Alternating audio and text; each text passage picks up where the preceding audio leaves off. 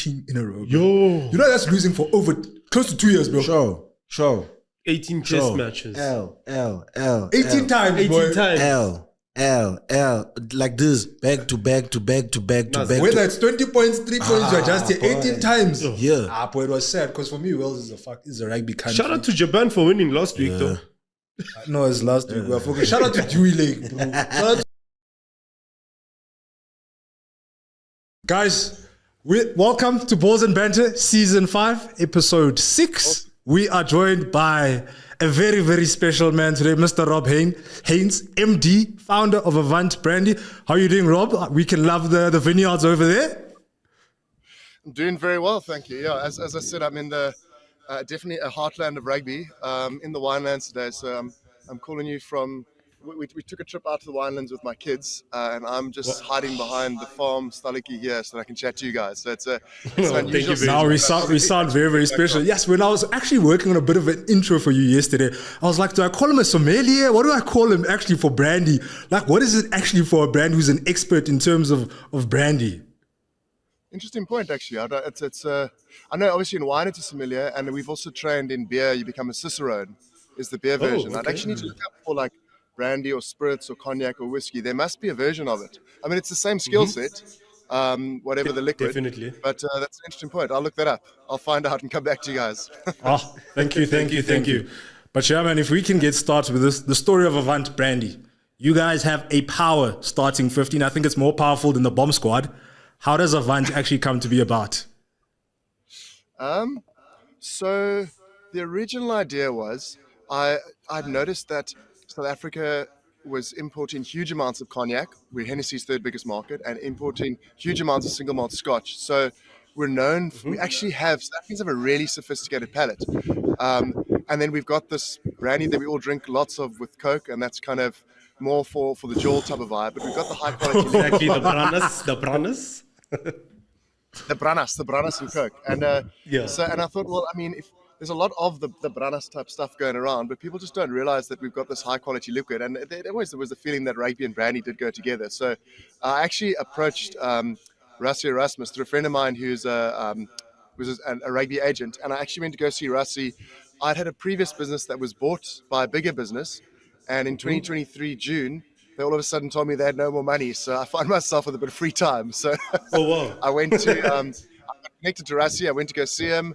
I showed him the couple of name options. He loved Avante. We went with Avante. He was in. A week later, his lawyer said, no, he's out because the World Cup's about to start. And they got a big sponsor connected to the Boks who are quite strong in the world of brandy. So it was going to be a bit of a clash. So I said, okay, that's fine. Exactly. So then I got connected with John Smith and started to speak to him about if we tie in rugby to brandy and trying to show the world about this Cape Brandy liquid that's of such a high quality, why don't we be more true to rugby and build a team? And so he decided to build a Springbok-inspired Barbarians-type team.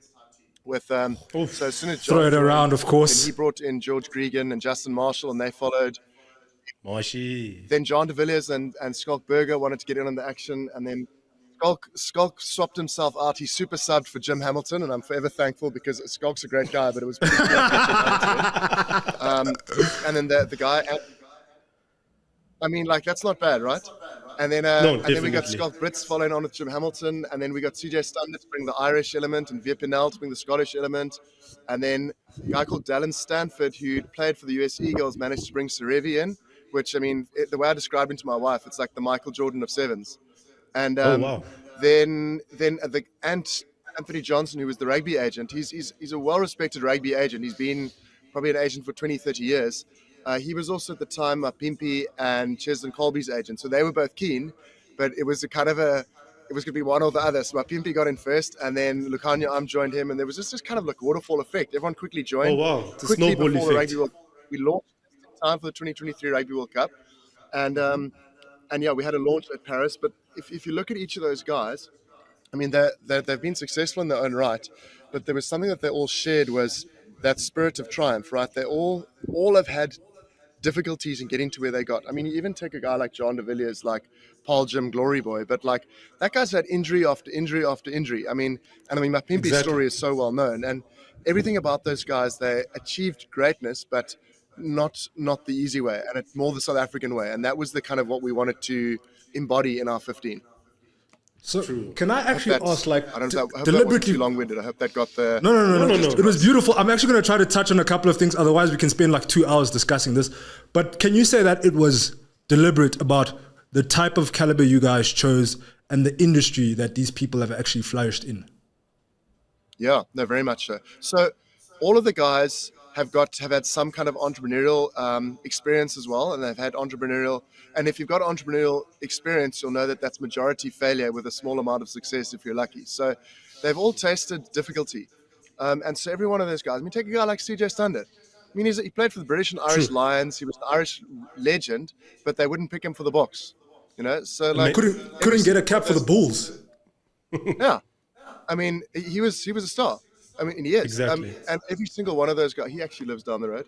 Every single one of those guys got to where they got in rugby. They got to the pinnacle of the rugby world, but not necessarily the easy road. As I say, that was more. It was a little bit more road. that kind of chasing the sun ethos. The reality of that, to make it in this world as an entrepreneur, to make it as a rugby player, to make it as a South African, it's not always easy, but. It's that perseverance and that pushing through that's what inspired me about each of them, and that's the kind of the ness of all of them I wanted to bring together. Yeah. So Rob, I just want to touching on that, and basically because of our podcast, it's mainly youngins that watch rugby, watch sports, and love sports, and they'll be intrigued on like Avante. What is Avante? How did you come about the name Avante? Yes, you spoke to Rassie, but what does Avante mean? You guys were almost spot on. So it's the same Latin based word, right? So Avanti, advantage, Avant. It all has the essence of moving forward. It's and that's what we speak about, that dare to go forward. It's all about moving forward. And I think a little bit of what inspired me is that that Rocky Balboa phrase, from the Rocky Balboa movie, when he said, "It's not about how hard you hit; it's about how hard you can get it and keep moving forward." Wow. So that's Avante meaning is to go forward. Oh, that's amazing. It's true, but I will just say, you see that statement you just say only works when a person actually embodies that, so it doesn't become a cliche. But I love that you actually said that. I can respect it more coming from you, definitely. Cool, that's awesome. No, I appreciate that. Yeah, as you're having been in the world of beverages and entrepreneurship for a while, you do get I've noticed you guys.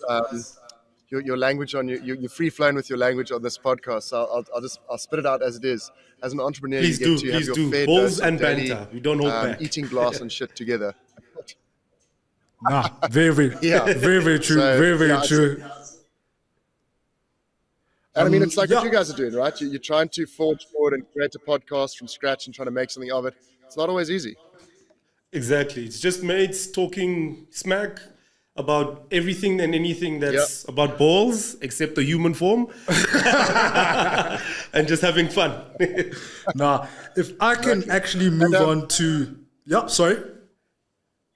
I was going to ask you guys, speaking about rugby, what are your thoughts about last week's game? Because there's been a lot of comments and feedback and thoughts. I'm going to take this first, actually. The performance was bang average for me in the second half. In the first half, it felt like the Boks were showing what kind of team they are. There was a gulf in class. You could see it. I was never nervous. I got afraid when I went to go buy a couple of drinks and I saw Italy's score keep climbing. And I was like, how many minutes am I actually missing of this match right now? Because this is getting a little bit too tight for my liking. So our defense wasn't the greatest, but our attack patterns were good. I was watching Curtly Orance's try like last night. Beautiful set play. Beautiful. Exactly. I'll just say that the Boks didn't play to their pinnacle. We're getting there. It was basically shaking off the cobwebs.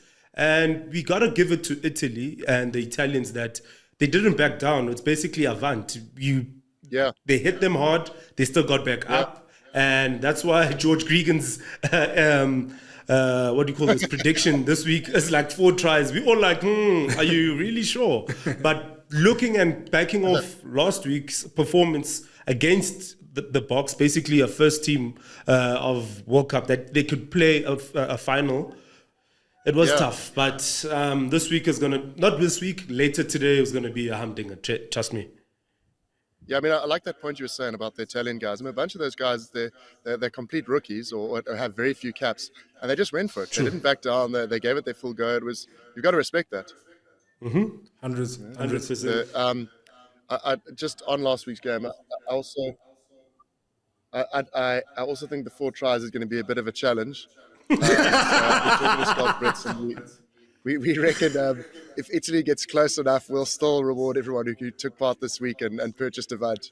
We're going to go easy on the fans this week because I think 4 tries. You heard it first from the MD. You heard it first from the big man himself. The MD said it himself. But if I can ask you on Avante and when you guys went to the Platters Awards of 2025, so you guys have your 3 main brands. The Founders 15, the VSOP, or we like to call it the VSPO, and the VS. The MVP of VSOPs, yeah? So if you can just give us a bit of background about how you guys performed and how did that actually feel for you, considering it's been, about 2 years since you guys launched? Yeah, so we're less than 2 years old. We set out because we know that the base liquid of this Cape Brandy. So what Cape Brandy means, it's just it's like cognac is a way of explaining that it's a certain standard of quality.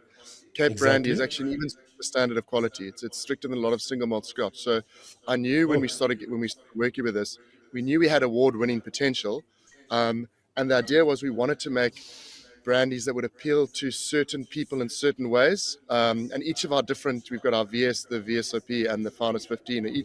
They're meant to do a different thing. But we were, let's call it, doing our best to try and do well in awards. But then when we started racking up a whole lot of awards in a row, we were very pleasantly surprised. We put in the effort towards it, but you can never go and expecting you actually, So in that it was actually amazing. So Scott Brits was in a Tops in Fan Court, near Fan Court, right? And there's this lady who was standing next to him in the shop and was looking at, I think it was the VSOP. And he said, well, what do you think about that? And he said, oh, by the way, I'm from the Platter Guide, and we're closing our competition next week, but it would have been good for this to have entered because we've been doing brandy for the last 9 years. Scott gets the phone and says, my man, you go deliver 3 bottles to the Platter people on Monday. And so rushed off somewhere in Stellenbosch, delivered it. And exactly. Pretty much we'd only just finished bottling our first bottles of the Founders 15. And a month later, with the awards came out, and our VS was only 4-star in South Africa. The VSOP was a 4.5, which is higher than anything else. And the Founders 15 got the only 5-star in South Africa. It's like they almost judged it perfectly for us. We were quite thankful. Oh, no, that's amazing. Yeah. It's truly amazing. Yeah. I will say, just in terms of the VSOP... No, I was just going to say, in terms of the VSOP that we actually have, there's a bunch of flavors that you actually get when you drink this thing. And I was saying, when you taste it, it tastes like a brand. You're like, okay, I can taste the grapes and all of that. But then there's a caramel finish at the end. Now it's just like, okay, now we're playing in a different territory now. That's so smooth. You're getting that salty caramelly taste at the end, at the touch. If you know how to taste brandy or your cognacs, if you can say that, or your Cape brandies rather. And that's amazing. How did you get that finish? So, there's a few elements that it comes from, right? I don't know if you guys have ever had the opportunity to go to Scotland, to the distilleries there and those kind of tasting tours. It's a little bit like that. We've been to one in Cape Town. If you take a step back, okay. So, if you take a step back, here's the first part, right? So it's the grapes that are from the Cape Winelands, right? So South Africa is known for its good wine, grape growing ability and winemaking ability. So you've got the Chenin and this Colombard grapes. And Chenin is true to South Africa's heritage. So the grapes that are used for the wine is a really high quality wine that you could bottle. Then it's double pot still, and that copper pot still creates chemical processes that bring a lot more flavor. And then there's a very strict cut where they very strictly get rid of anything that doesn't have high quality flavor or anything that's got any of the bad part of what comes out of the alcohol distillation. And they do that twice, right? So already every step of the journey, you're doing high quality. But for me, the interesting part is how it interacts with the wood. So they settle this liquid on wood for many years to age, and sometimes on different casks as well. So the reason you've got that array of flavor is that our founders, well, not our founders, but in the VSOP, I selected 2 casks, a 4-year-old cask that had more of those kind of caramelly type flavors, and then an 8-year-old cask which had some more of those kind of American bourbony, cognac, plum, dark fruit type of flavors. But because it's been sitting for 8 years, it also had that kind of soft vanilla, almost slight woody finish. So that's why it starts, the VSOP is you're not quite sure, is this a brandy? Is it a cognac? Is it a bourbon? And then at the end you think, well, maybe it's a whiskey because of that kind of soft finish, which is, we wanted to try and when putting the combinations together, you get to I sit in the distillery and you'll taste from that cask and taste from that cask, and then how does that compare with that one? So it's always this almost like when you're creating the perfect rugby team. It's the sum of the whole is greater than the sum of the parts. It's how they combine. It's the combinations that you can have all the ingredients, but if it doesn't come together, you have nothing. I love the fact. And it's, No, I was just going to say, I love the fact about how it touches on all those elements, like you said, like, am I a cognac? I'm a brandy. Am I a whiskey? I'm a brandy. So it touches on all of those elements, all of those flavors, and it just works together. And I'm not going to lie, woo! It's amazing. Woo! It'll send you. It'll send you. just make sure that bottle lasts you to the end of the game, because if it doesn't last to the start of the game, it might be difficult to recall the results. No, definitely. We'll take it as it comes. Listen, Rob, you've seen our podcast. This thing is going to last this interview. I don't know what we're going to be having by the time we get to the game. We're going to be drinking water. Well, yeah, the Bokke just better perform.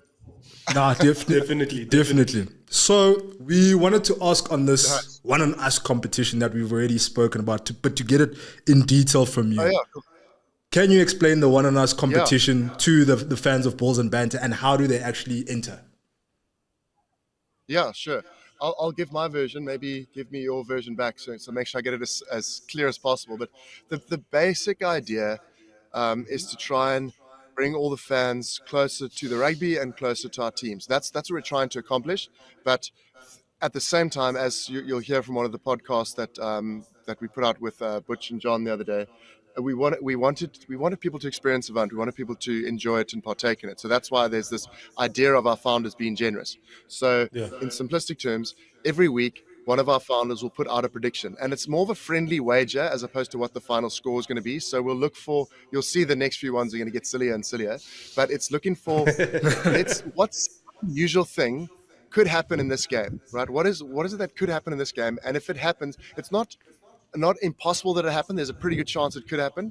And if that does come off, well, then anybody who's purchased Avante anywhere in the previous week in the country, whatever they've purchased, will match their order and send it to their door. So in simplistic terms, you could be in a random store anywhere out in the country, a random retailer, and you could buy 5 bottles of the VSOP, 1 of the VS, and 3 of the Founders 15. Between kickoff and kickoff, so let me come back to that. If you basically upload your slip onto our site, if you go onto the homepage and you follow the QR code, and if that prediction comes off, on Monday, we're going to look at exactly what you ordered. We'll have your delivery details, and we'll deliver exactly what you ordered to your door. And the time frame is kickoff to kickoff. So when the test match kicks off, then you're into next week's game. But up until the kickoff, you're in this week's game. Oh, perfect. Nah, fair. Oh, it's like you've heard now. So you've got what, until 5:10 exactly to get your Avante. I'll say 5. I'll say 5, so you can get back home and watch the game. Yeah, no, you can't trust South Africans with time. So 5 o'clock. Yeah, I know. That's why it's always 10 past, because people just make sure they're ready at 5. So I actually wanted to ask, like you said, it's a friendly wager for these predictions that you're making. Who comes up with these things? Because I'll say Skulk Brits is the oracle as it stands. Our 54th captain, I'm very, very disappointed with him. Mr. George Gregan today it's a heavy prediction today. Very heavy. I'll give you guys a George. So it's kind of, we give the guys free rein to come up with what they come up with, and you'll see the prediction that we're going to come out with on Monday. We had a banter type room, a bit like this, where everyone was kind of throwing ideas out, and the silliest one that stuck, we went with it. But George's one, he just kind of threw that out when we were sitting. He was in Cape Town a few weeks ago, and he threw that one out there, and like I liked it, and I thought, let's go with it, especially with the way the Barbarians game had gone, and especially where the first Italy game had gone. It seemed likely, but then we went back to it. We thought, 4 tries is a bit tight. So a little hint for pretty much only for you guys and your fans. You're the only people I'm saying this to, but we're planning to reward everyone next week anyway. There you go. So if you haven't purchased your Avante right now, without a hard sales pitch, you will have one on me. Buffett, I can't say more. Buy your Avante. Please, buy this thing. Just buy an Avante, scan the QR code, it'll be delivered back to you. Basically, you're getting one on us just by watching. No, thank you very much. It's one on Balls and Banter, exactly. It's one of the 3 of us. So, like we've mentioned, we now have the story of how Avante has come about where we are. What do you think is lined up in the immediate future, and where do you want to take this? So the aspiration is to take this liquid and this industry globally. Like I always think one of the things that's always brought me into the beverage industry, I like the creativity, I like the fun that you can have, I like the banter and the social elements of it. But we create such amazing stuff in South Africa, and we just don't realize it. And I really want South Africans to appreciate this little bit of magic and this little industry of magic that's coming out that's in South Africa, as opposed to always having to have the imported stuff. And we want to take it to the world. So I mean, we've got aspirations of going to the UK soon, aspirations of going to the US, and even India. Like we definitely think there's legs to take this thing to the world. Oh, that's amazing. That's amazing. Well, started right, and basically we're going to advance forward. Exactly. Always move forward. Yeah. So Rob, this is between you and me now. I've got a personal question about Avant. What is your perfect Avant mixture? Is it with ice or is it with Coke of sorts or cola? How do you make the best one? And we have both with us right now, and we're going to have one. So I've got a 3.5 part answer to that, right? So I'm going to send you guys, because you guys need to have one on me. I'm going to send you 2 more bottles next week, and then you'll be able to argue this for yourself, right? So I'm going to send you the Founders 15. That you drink it like a single malt Scotch. You drink a drop of water. No, pleasure. Okay. Oh, well, I said we can't reward all your fans and not reward you guys, right? Thank you. So the Founders 15.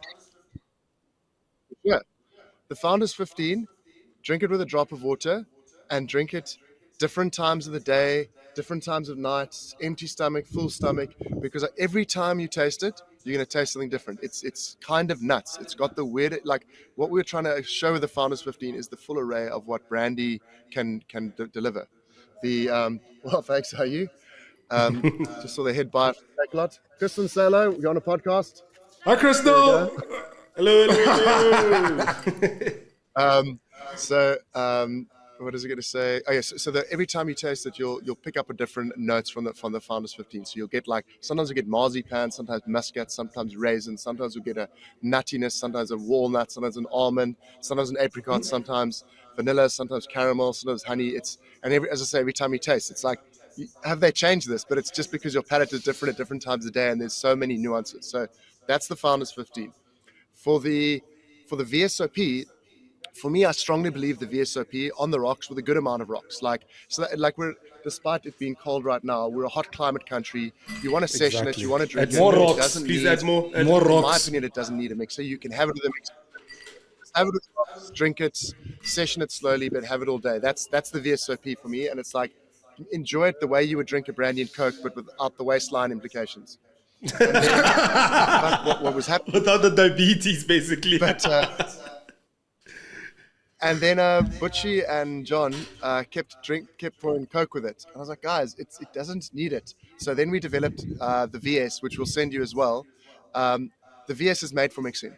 So the VS drinks neat like the VSOP, but it's far more subtle, and so it doesn't clash when you mix it. So it's great with cola, great with tonic. I think it's best with ginger ale. And guys like Kurt Schlechter and the Cocktail Boffins, they make all kinds of combinations and cocktails with it. All right. That's amazing. Let's have an Avant VS Sour then next week. Yeah, man. Yeah. Now, I will just say... Oh, yeah. That's a very good one. Yeah. I was going to say something, and they judge me for this because I have my drinks with either like a tizer of sorts, and that's how I mix my stuff. They always say, it's too sweet and all of that. I'm going to try it with that, but I'm also going to try it this neat. And I think this is a cheers. Thank you for the Avant VSOP that you provided us. It's absolutely amazing. And wow. Thank you. It's a huge pleasure. Yeah. As I say, now I'm going to have to speak. You can decide what's best and what's the best way to drink them. Everyone's got their favorites, so you can also decide that.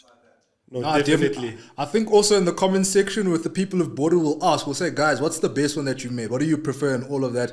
And we'll see, man. What do the fans actually say? Yeah. You reminded me of something. So I need to actually try them with appetizer. That's a very good point, because often cognacs are mixed with appetizers. So that's my next I'll do that this evening. And then you spoke about the sours. That actually works very well with the VSOP. So I made like a Lynchburg lemonade, but with the VSOP. Okay. Ooh, that was dangerously tasty. No, thank you very much. The crew behind us is saying no VSOP with appetizer. Yeah, they're busy judging us here in the Judging background. us, shaking their heads. So definitely, because that's what I thought of. I like my sours. I'll definitely give yours a try, and maybe with a tizer as well. Nice. No, very cool. And bringing back to the rugby, what do you guys think is going to happen in the Georgia game? Okay. And I want one of the guys to come join us now, Jayla, to come join us quickly in the conversation. So he's going to also join in on the episode after we're done with this segment. So for me, with the Georgia game, I want a bunch of the guys to get blooded now. I want my Ntlabakanyas to start. I want a hooker to start. I want a Kanan Moody to start. But I also want them with that certain amount of experience. This is Puluso Jayla over here. He's one of the OGs of the podcast as well. Hey, good to meet you. Hello, you look thirsty. Cheers, indeed. But that's what I want from the Georgia game. From the Georgia game, after you, sorry. Okay, no problem. With the Georgia game, I definitely want to see our combinations click. Let's give it free fall. Let's give it free range. And if possible, looking at how Ntokozo Makaza played yesterday against Georgia, why not slot him in? Let's give him a try and give him a cap. Yeah. Are you talking about that in your last show as well? That would be quite interesting, eh? I mean, I'm most interested to see new forwards given a chance, because I mean, you don't expect the Georgian backs to outdo some of our outside backs, because for pure pace we should have an advantage, but like it'll be a serious lesson in the engine room against those Georgian boys in the front row. No, think about a Marmuka Gorgodze when he used to play and he was at Toulon. He was an absolute monster, and so many players have raved about him. So with this next gen of Georgians as well, that forward pack, they're going to front up. So like we said, if we're going to get a couple of the newbies coming through a Quibus visa, they need to now man up and show that they're going to take the country forward for the 2027 World Cup. What's your prediction though, Rob? What do you want to see? It's an interesting one to call. We were joking about it that. So it's highly likely that there will be pushover scrum tries. I mean, you'd think it's going to be a very forward dominant game. I would think it'd be a good time to blood a couple of new backs, a couple of new forwards. I would feel the Springboks need to have Damien Delendi or Esterhazy in the back line, because I think there's going to be some serious big men running at them.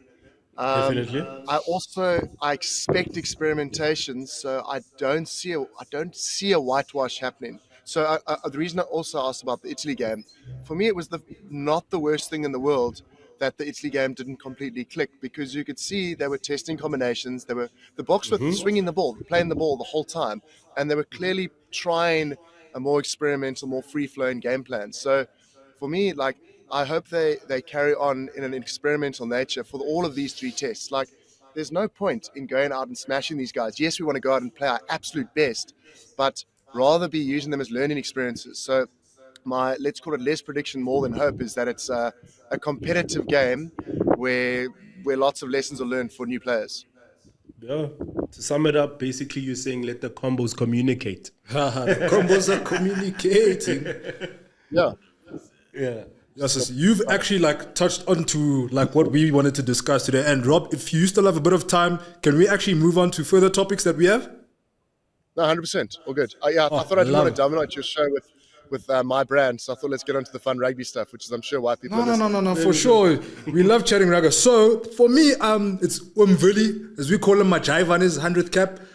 I think he's probably the most polarizing Springbok that's actually ever played for the Boks.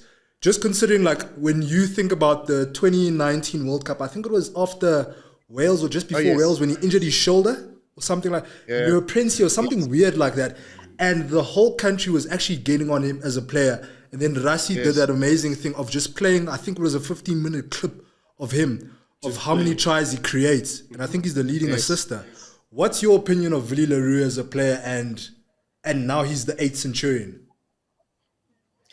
Okay, happily. I mean, we've had a few controversial players. Let's not forget that, not to go off topic, but there was a time when Jesse Creel wasn't receiving the amount of love he receives today, right? But I mean, you guys have got to remember that.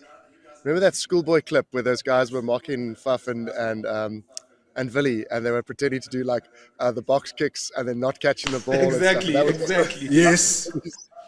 But I'm a massive Villy fan. Like I think, I mean, we mustn't forget that there were eras of South African rugby for a long time where we only played 10-man rugby and nobody was taking a chance. And he was the one guy who was taking risks at an early stage of the Springboks. And I think a reason he scored lots of tries and created lots of tries, especially, is because he took chances, he took risks, and Rassie encouraged him to take risks. And the problem is, like an entrepreneur, when you take risks, they sometimes don't come off. But we needed people to be, especially at a time when our rugby was quite stagnant, we needed people to be taking risks. And I mean, he took the blame when those risks didn't come off, but luckily the coaches backed him and kept going. And I think he played an amazing role in South African rugby in helping us to show how the backlines can open up. I mean, I think in the current era when we are, there are lots of players who do that and it gets rewarded and the system's almost caught up. So I feel like for me in South African rugby, he was a little bit ahead of his time and took knocks because of it. Yeah, definitely. Yeah. Fair. So we've discussed obviously what happened with the Italy game, previous match. Today's expectations, what's like one thing you're actually looking forward to? Like for me, I'll say this, I think I want to see Ntlabakanye get on and actually express himself on the park, but at the same time actually show his scrummaging prowess. Because since Coach Dan took him to that farm and lost like 18 kilograms, clearly it's not a joke over there. So I think for me, that's the player I actually want to see. And I think he's going to be a big, crucial player for the next 3 years, if I can call it, for the Boks. Yeah, no, I've got to agree with you. I didn't even recognize him when he came back. I actually asked, who's this guy? And then somebody reminded me. I was like, shit, same oak. That's quite an improvement. That little Rocky camp paid off. But yeah, I definitely agree with you on that. That's I want to see a bit of that. And also, Vincent's not playing today, hey, because he's also been showing some great form in the last 2 tests. So a couple of these new guys are looking. No, our forward pack is very solid, Yeah, I think I'd like to see a Villy try, or let's call it a Villy created try. I think we need to for culture, definitely, man. He's the leading assister, so if he doesn't create a try today, I just feel like, nah. Come on. It's an under. Come on, Willie. Yeah, come on. Yes, But I want to ask Jelle, what's your prediction? You've been awfully quiet over here. My prediction for today, that is. Yeah, just speak up a bit, Joe. I think today is obviously going to be a much better showing compared to last week's match. You know, last week there were a few, almost seemed that there were a few spark plugs that weren't Firing. doing what needs to happen. Need to go for service. Yeah, with a lot of the changes that Rassie did make, because he made a lot of changes. Like after I saw the match last week, I thought to myself, maybe we need to make a few changes here and there. Rassie made about triple of the changes that I had in mind. I am expecting a much bigger turnout from the players as well. You know, the input that they're going to put into the game. So I'd say minimum, I think we'll put 50 points on the board, minimum, and only concede about 12. Max. Okay. Yeah, I mean, you'd feel. I mean, I definitely think the Boks were purposely experimenting last week, and I think there will be more of that. But I think you can feel sorry for the Italy team this week. I think there's going to be quite a big blowback. Yeah, exactly. I think, Rob, if I can ask you one final question. You have to my watch. Pimpy's of course. My man, my Pimpy's back. I want my Pimpy try. Definitely. And there will be, I'll put money on it, there'll be a my Pimpy try. Definitely in his home province. Definitely. That's a good one, I'll definitely. take a friendly wager with you guys. So just between us, right? So I've said to you guys, we gave your fans the have one on me tip that we're going to reward the fans. Anyway, anyone who participated last week, we're going to reward them 4 tries or not 4 tries. And you're the only ones who know this before the time. So your fans have got the extra advantage. But I'll take a wager with you guys. So I've said to you, I'll send you a VS and a Founders 15 to try. If let's think about a friendly wager. Okay.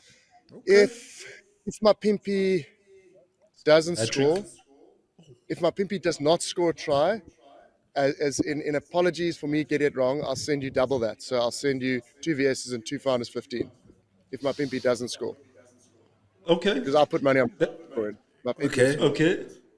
So what do we do on our side? We also got to make it like It's a fair wager. I'm game. So what do we do for you? If he does. If I don't know, it's a good point. I don't know, maybe just have us on the show again sometime this season. We'll try get me or Lonwabo or maybe get you into Kadu studio. And we take you on the Joel somewhere in Joburg. That's on us. That whole night's on us. Good idea. Yeah. So there's a good idea. I'll be in town for the Wallabies test, and I might be able to bring George Gregan into the studio. So let's do that.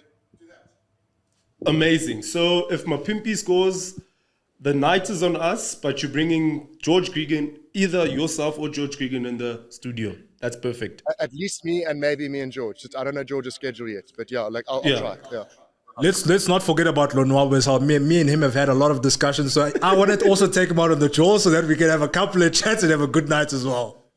That won't be a podcast, Joel, though, because No. That'll be off camera. No crew, no lights, behind the scenes. Definitely. But I did want to ask one question so we don't hold you up as well. Like one final question. In terms of South Africa, where do you think is the best place to watch a rugby match for the Boks? Oh, that's a good. I heard you guys talking about on one of his shows. What you were saying? What's the place you guys were saying? Hogshead. We said Ellis Park in terms of the home of rugby for South Africa, but it needs to be the All Blacks versus the Boks. Stadiums. Yeah, that's a good point. Mm-hmm. Yeah, I've never watched a game at Kings Park, so I've got to try that. And Bombela looks like the vibe is flipping awesome. I mean, with the way that's the vibe is there. Mm-hmm. I mean, I got to watch. Kitsy actually gave me his tickets, and I got to watch the Springboks against the Wallabies thump Eddie Jones just before we started this business. The same weekend, I went to go meet Rassie. I bumped into Kitsy, and he gave me his tickets generously. So I took my dad, and so that game at Loftus was amazing. Obviously, I've watched lots of games at Newlands, but we always tended to lose at Newlands, so that's not good, especially against the All Blacks. And then Cape Town Stadium is amazing, but I mean, you guys said it, like Ellis Park. Yes, I mean, it's 30 years ago, like World and Union was playing this morning, and I was explaining to my son about how Nelson Mandela unified the whole country. There's something about Ellis Park, man. So I'd say Ellis Park, hands down, is the best place to watch. Definitely, with the flyover as well. Oh, yeah. I know. Yeah, Lonwabo and I got to watch. So it sounds like we're just name dropping, but these are my business partners. But Lonwabo and I were. John Smith couldn't go to the game last year, so he gave us his tickets. We went to go watch with all the other guys at Ellis Park as we beat the All Blacks with the flyover. I mean, like, insane moments. Proper. So, yeah. Rob? Cool. Honestly, well, I suppose we've got a redate coming up in some way, whether my Pimpy scores or not. How about a Villy putting my Pimpy in the corner? I mean, that just sounds... Whoa, that would be amazing. Well, I'm really putting him through on the drift on the left-hand side, then Direx just flies through, breaks a tackle. That'll be definitely amazing. You just diving for the corner with that kind of bullet going through and destroying anyone in his path. Nah, definitely. Rob, honestly, thank you for joining us today. I hope I'm not cutting you short because we could honestly have, if you have 30 more minutes, we could discuss. But no. I think we'll cut it here for now with you so that we don't hold you up. So thank you for joining us. Avante is an amazing band. You guys have launched something very, very special, and I think it's going to be a powerhouse, not just in South Africa, but internationally, like you said. Yeah. Thank you. And your support makes a big difference. We've got a cool industry, this Cape Brandy we want to push forward, the South African product. So it's every bit of help counts. We're going up against the giants. We appreciate your support and having us on. Thank you. No, thank you very much. And thank you for considering us as well and just taking a chance on us. Yeah. Thank you. Well, Heyns, had an amazing conversation with Mr. Rob Heyns. Rob Heyns, MD of Avante. That was lovely. Big Rob. I think we can now dollar the chats. Probably the biggest MMA fight in rugby right now. Rassie Erasmus versus Warren Getz.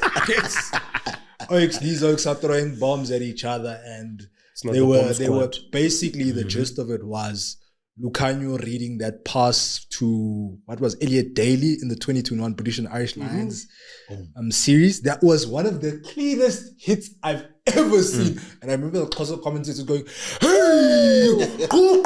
Cool. Because, there's those American reactions that they're hitting on, like the Boks. That's the first hit that they have on those clips. If I'm not sure, Springbok Rugby Beast or whatever, they just have that shot. It's just there. That's them. They're like, oh, why shang I'm no bomb? That tackle was crazy. That tackle was crazy. It was almost as if he knew, like he was like, "Aye, this way is that." He said, same time. But you see now, Cat is gonna snip what you just said, dog, and he'll say, "You see what I mean?" Gonna cook. He's But gonna say, it just felt like, dog, why do you need to be so sour? This is 4 years ago, bruh. And now you're throwing these grenades in the media, and I'm just like, come on. And the thing is with Rassie, bruh, you antagonize Rassie, and he's not gonna keep quiet. Exactly. Bruh. That's a problem. So Rassie's like, African, yes, sis, you guys as well got our Afrikaans notes and all of that. Exactly. How can you translate Afrikaans? And that was like, dog. That's the photo. It was so. The quality wasn't readable, bro. Yeah. Like, I know Afrikaans, I can read some Afrikaans, but if you are from the UK, how can you read Afrikaans? Yes, you had Van der Merwe there, but come on. Chief, Van der Merwe doesn't have flipping 20/20 vision like that to binoculars and pixelate that. No. Nah, no chance. Impossible, bro. So I feel like, bro, it was a petty squabble between two guys who are not going to stand down. I just imagine if Eddie Jones was also involved in that. I swear, bro, I was going to run for like a month. As much as Eddie Jones is that hitter, he doesn't stoop low, bro. He doesn't. No. Eddie Jones. But he's got respect for the game. If you beat him fair and square, dog, we beat them fair and square. Dog, if it's past, why go back? This is 4 years later. Yes. 4 years later. You know, that's the thing. I'll answer your question with that when you ask why. Because when I think about it, because I remember the first time, like I saw Spike HS, I'm thinking, oh, was crazy. And what you mentioned was that knowing Rassie's not just gonna sit down and be like, when I come at you, you know, Comedy Central, they're on Twitter. His Twitter account, Comedy all day, just here. But I do think, because I remember when I saw the whole Spike Gate chat, and it reminded me of different sport, but it reminded me of NFL. With Tom Brady. Yeah, with Tom Brady and Bill Belichick. Yeah, when the New York Jets, they were complaining like, they were reading our defensive plays, there's recordings, there's what. They did, bro. You know what I think it is, man? You know what I think it is? I think it's just losers. I think it's just sore losers. If you think about it, Gatland, what he has to work with, him, like, he ain't got the facilities. He ain't built like that. The guys he has aren't built like that. It's unfortunate that the best that we rep, we got it like that. I will say, bro, I'm so glad actually Wales won though today, bro, after 18 in a row. Bro. Yo. You know that's losing for over close to 2 years, bro. Sure. 18 test matches. 18 times, 18 boy. times. L, like this, back to back. Whether it's 20 points, 3 points, you're just here 18 times. Yeah. Boy, it was sad because for me, Wales is a rugby country. Shout out to Japan for winning last week, though. No, it's last week. We're focused. Shout out to Dewey Lake, bro. Shout out to you and your boys. Bro. Hey, man. Jack Morgan is there by the Lions and he's probably celebrating today. And I think that's a perfect segue into the only Welshman in the Lions team. But after Thomas Amos got injured, bro. Yeah. So, boys, British and Irish Lions tour. Probably, we've said on the previous episode, the biggest spectacle in rugby besides the World Cup, bro. Facts. Wow. Facts on that. Facts. The series is Australian teams are getting pumped. I'll say that. Expected, but shout out to the Brumbies. Yes. Last week. And shout out to the Waratahs and Waratahs as well. Like, they gave them a fight, like proper fight. I don't know how the Anzac game ended. They lost 48 now. Okay, wow. Okay. No way. British and Irish Lions won 48 now. No way. Against Anzac team, and that was meant to be, And that was meant to be the tough one where they had Sotutu, Koryobete. That's exactly what I was thinking. This morning I looked at it. I was like, okay, they're gonna get a run for their money. Guys, no. Let's be honest. Nil is the disgusting part, but it was a Barber's team, bro. It was the same thing with the guys. It's a Barber's team. I understand, but guys, you can't expect New Zealand and Australian players to come back in the space of a week because it's not even like they trained last. They literally came this week and they were probably like, guys, listen, just play your game. Let's keep it simple. You know what I thought of? They played like how their kid look atrocious. I did not say anything. You guys saw? That's all him. That's all him. That player, bro. Like, it's not the worst. It's not the worst kid I've seen. I'll be honest, bro. But who designed that? Like, it's an Anzac. They just have black down there. Yeah, that was the same. And can I tell you, this goes to a little point of mine. Open up the industry. Whatever it is, get the old people out, let the new bloods come in. Because that's probably an industry issue. They're not opening up the industry. Now they're going to use someone's designs from 19 whenever. They literally did, bro. They literally, the 1980s. 80 something Yeah, one the kid, 80s, it had a full strip. So this one had like a square, dog. Literally, Just a but it had a square. full strip. And the number is black as well. You see? That's about it, bro. But that an old issue. jersey was it just made more sense than this one. This one was just weird, bro. So I'm just like, Anzac team. But British and Irish Lions tour. Wait, I'll speak after you. I'll say British and Irish Lions tour. I'm looking forward to the test matches because I think the club games or the union games have been a little bit one-sided, except Waratahs and Brumbies. At least. I'm glad Argentina won, but now we need to see like the best Australian players, bro. What I want to say with regards to the British and Irish Lions tour, I do have an issue with the media. Okay, let's hear it. I have an issue, and I realized it now because just You're disclaimer. also the media now, eh? Yes, thank you. You're the media now, dog. I like that. I like that, nah. I like that. So my whole thing is, nah, like, just disclaimer for everyone at home and for my bros here. The last, I'd say 2 months, I've become a bit of a casual comes to rugby. The only rugby I've been focusing on is the rugby here at home. So allow me. Hey, If I say something that sounds crazy and you want to fact check, allow it. My issue now with the media, and which what I've realized with overall like different sports globally, be it the NBA, the NFL, Premier League, here in SAPSL, whatever it is, there's this trend of negativity, bro. Like this trend of, let's foul language. Oh man, G-Balls and Banter! I know you should be going crazy sometimes. We're not on radio anymore. Yeah, don't go to PC yourself now. We're not on radio, eh? Before the radio show, I said, Josh, no swear. No French. No swear. No French. And I have to tell myself as well, no swear. No French. So you know what's the thing, no? Banter, bro. You know what's my issue with media these days? Is that the quote-unquote experts of the game, the quote-unquote, I've played the game, I've played the game, so I know what it's about. Or just the sports analyst or whatever it is, the commentators, they've always got some shit to say. Like, why do you want to badmouth a certain series in the sport or a certain tour? Or like, don't do that, because that trend of negativity, I think over time, it messes up the image of the sport. And also think about if you're a casual fan. Think about if you're but an extreme casual. You just see the score every now and then. If you want to get into the sport and you see a Stephen A. Smith, for example, talking shit about how the players are now compared to back then, or talking shit about how this is this, or no, this British and Irish Lions tour, it's not what we expected, or whatever. Like, the more you shit on the sport and on the product, that's more the masses start to believe it, bro. You say something enough times, bro. Even if it's not the actual truth, it becomes the narrative. That's saying bro. That's the issue. Like, bro, it's so frustrating because at the end of the day, guys, if you didn't want to watch sports and you were never really a sports fan, just keep quiet, bro. Simple. Like, yes, you can criticize a bad performance, but if it's your fucking narrative every single time, then that becomes an issue. There's not enough ball in play. The tour is horrible. Bro, you've been waiting 12 years to get the tour again. It's not going to be the same. It's That's the 2013. thing. They never take context into It's that consideration. saying, Yoguti, you can repeat a lie 30,000 times. People will eventually think it's the truth.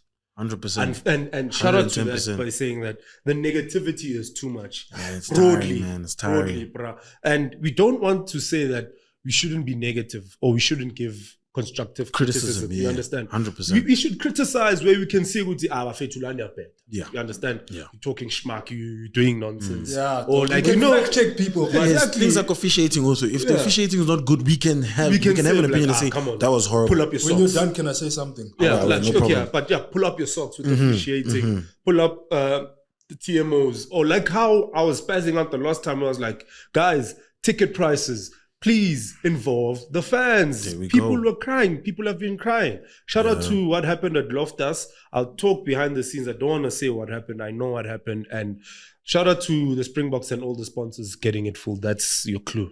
Yeah. Shout out.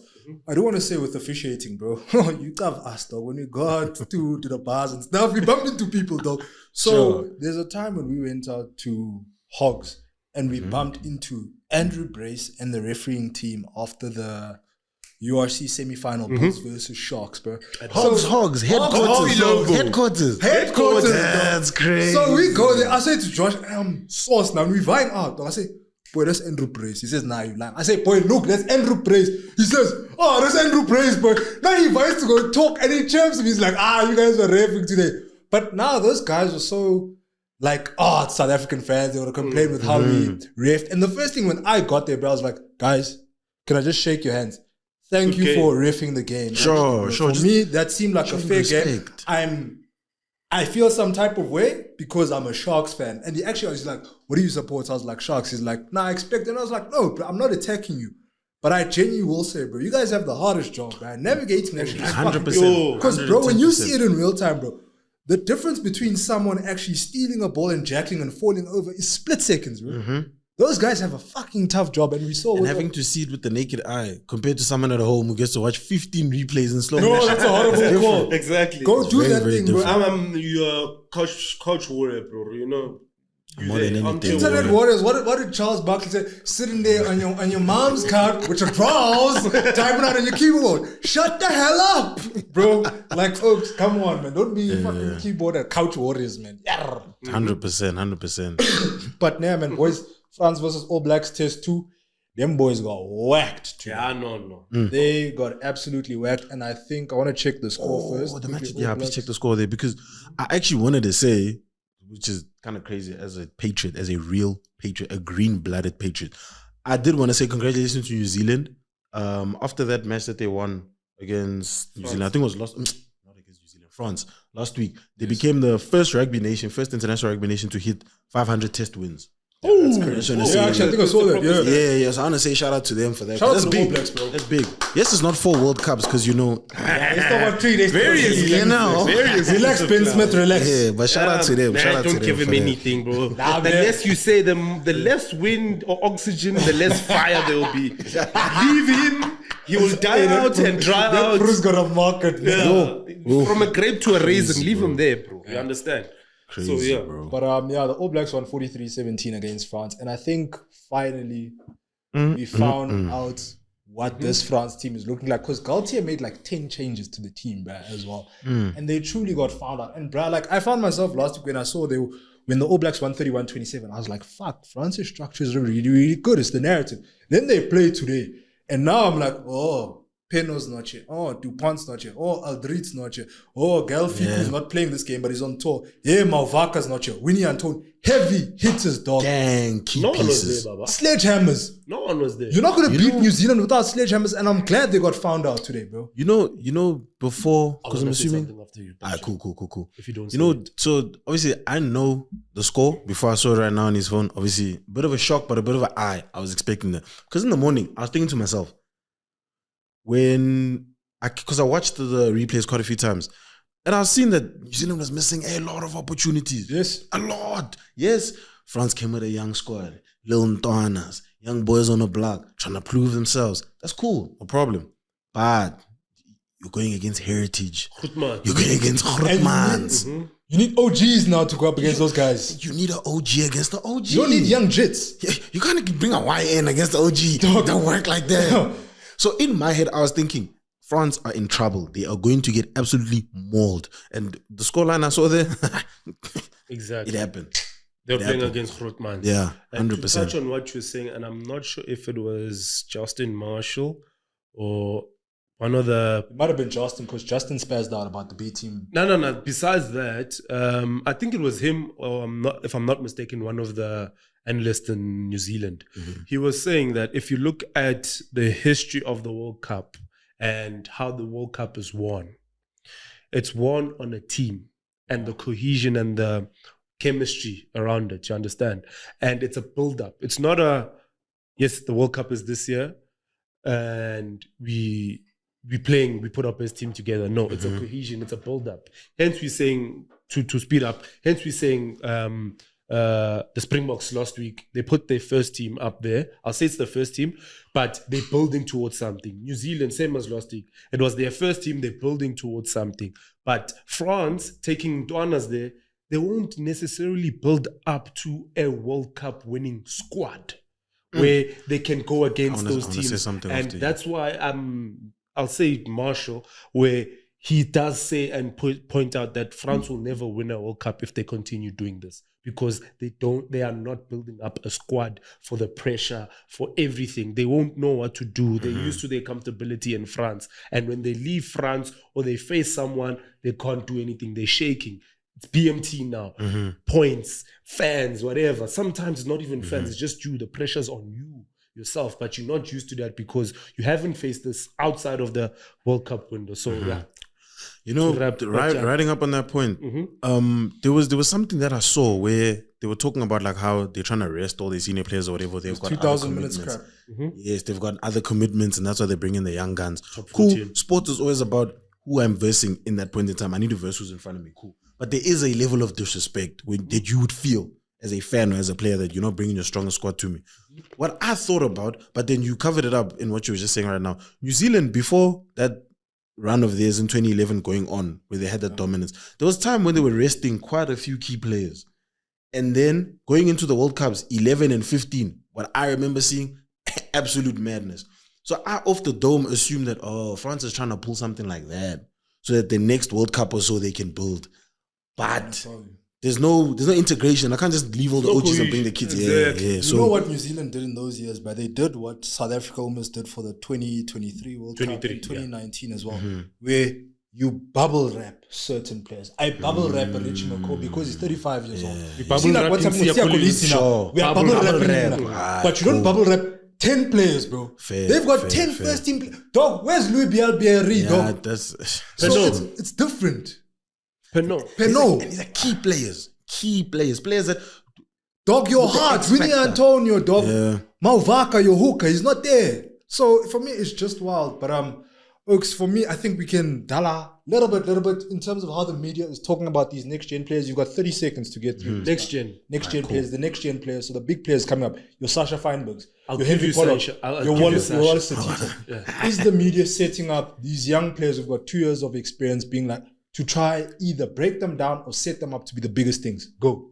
Yes, they are setting them up to be the biggest things, but unfortunately, there's too much media presence, bro. The social media, all of this. There's us here talking about them. We tag them. We do everything. Traditional media. You understand? Also, There's traditional media. There's your TV. There's your Sky Sports, Super Sport, all of that. I feel it's a bit too much. It is, and they just need, on a club level and a national level, that's where the management comes in to protect them and bubble wrap them in that sense, where they also have a psychologist there. They have people who have been through this. Your Henry Pollards, who's the Brewer that got knocked, against Ireland, CJ Stander Murdem, Pat Lambie. There we go. You understand? That type of stuff. You are the protege, and then it just dies out of there. The 10. I'm going to give it to Jalen now. Johan Goosen. Those people, let them teach these youngins. Go, kill it. You touched my heart when you mentioned Pat Lambie, bro. You're my dog. You know you're my bro, bro.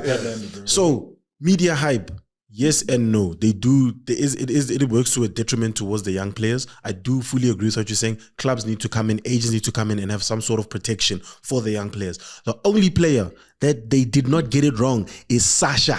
That's the future, Oaks. I'm telling you. Santorini Sama Sasha, that's your guy. That is your guy. He's taking us to the top. If you think you've seen the best 10 in Bok history, you ain't seen nothing, bro. That guy, that's generational. I know what they felt when they saw LeBron and Jordan. I'm seeing it right now in a green kid. Bro, that's what I'm going to say. Sasha, hi. You just got glazed, Sasha. Close it. Balls and Banter, Season 5, Episode 6. It was great. We are cooking. We're motoring. And Owens, thank you for coming through today. Boks are playing. We're going to get the dub. Shout out to Avante. Thank you, Avante. Shout out to Avante. The MVP VSOP. Not the normal one. Not the normal one. See on Buffet too.